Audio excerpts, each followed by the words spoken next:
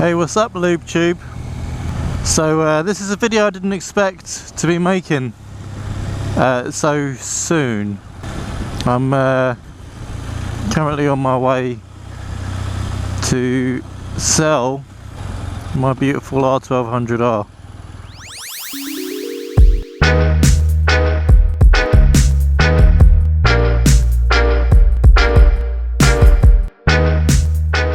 So it's with a heavy heart that I'm out on this ride.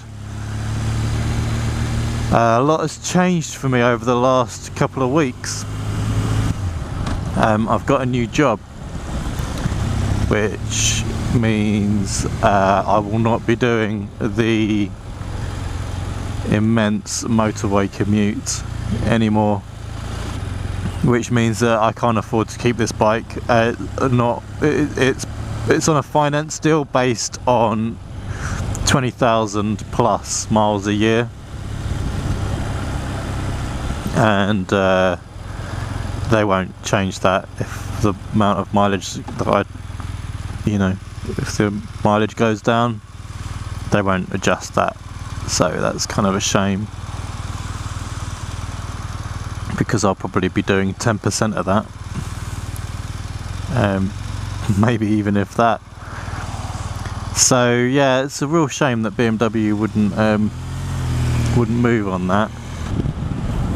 And yeah, so I've got a new job, which is fantastic. It's great, I'm really happy about that.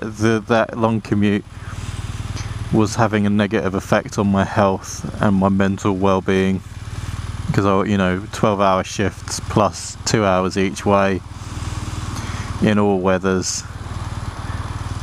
was just, it's more than you can really sustain for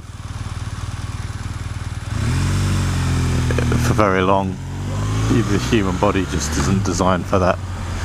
So yeah, so I'm kind of a bit upset about having to sell this bike. I've just had an operation as well just the other day.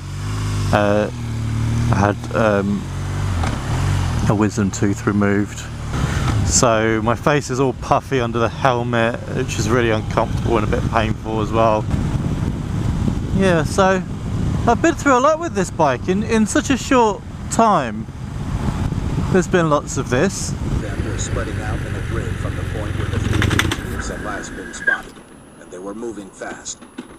He couldn't tell how many there were exactly, or their exact numbers, but his every move was now. A heck load of this.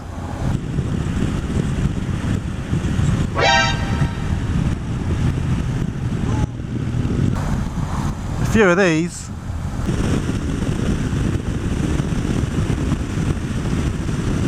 Cool.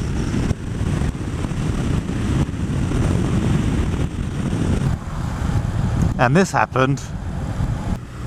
All around me are familiar faces, worn out places, worn out faces, bright and early for. So yeah, so I'll be, I'm giving up the practical, powerful, comfortable big commuter ideal for the long journeys and stuff. Now that I'm moving into the world of 9 to 5, I can actually attend things on a regular basis in the evenings. So I'm gonna hopefully join a motorcycle club here in Kent, and I'm getting a new bike. So it's one of these.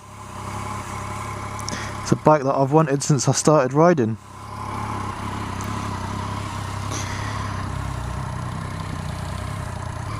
So what I've got here is a 2013 with ABS and a quick shifter.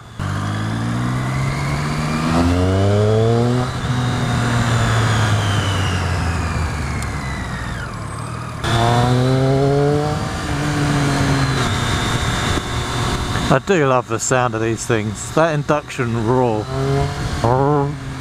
it's just amazing. And it's deceptively quick as well, this bike. It's one of those things that obviously it doesn't have that insane torque that I have on the BMW. I mean, that BMW is just, it's a nutter when it at the low revs. Whereas this one comes alive just a little bit higher up, you know, in the sort of mid-range is where this one barks. It tries to throw you off. After about 6 months of owning the Honda, I took one of these because I knew that the Honda just wasn't quite up to that massive commute that I was doing.